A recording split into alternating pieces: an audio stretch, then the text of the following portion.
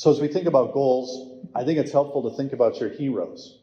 And so I want you to think about your hero. Mine is Steve Nash, Canadian, who won the MVP twice. Basketball player, not a really tall guy, but a Canadian, and he was able to succeed. I want you to think about one or two heroes that you have.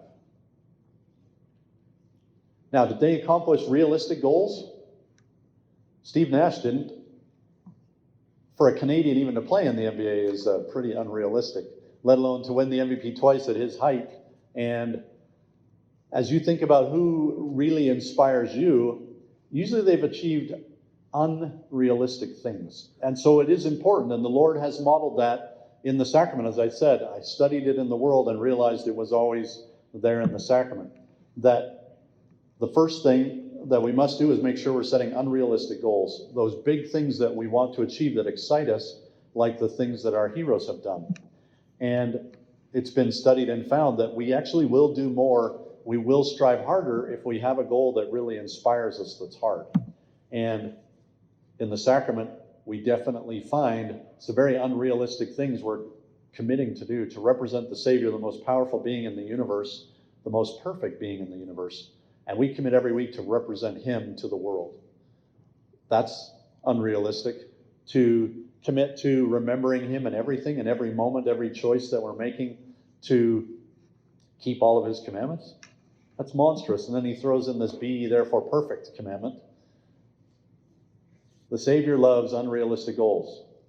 But that's the first step. There are more that help us figure out how to do that without being overwhelmed.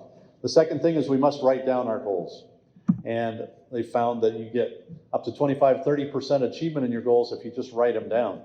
And so as you think about those things important to you, to make sure you're writing them down is important, and to get as much detail as you can so that you're excited as you read it, that you can visualize that. Every morning, I visualize my goals, and I think about my family and the big group hug that we're going to have when we come together in heaven. And I visualize my basketball goals and my company goals, and also riding one day in my Tesla. My wife said it's years away, but I imagine and visualize and experience the thrill of hammering the accelerator and slamming my head into the back of the seat. The Lord also, and I didn't expect this, but the Lord also writes down goals. And he writes those covenants down in our hearts. And there's scriptures in the New Testament and the Old Testament that talks about writing the covenants down on our hearts, internalizing those within us, those tips for abundance that will help us achieve those things that he wants for us so bad.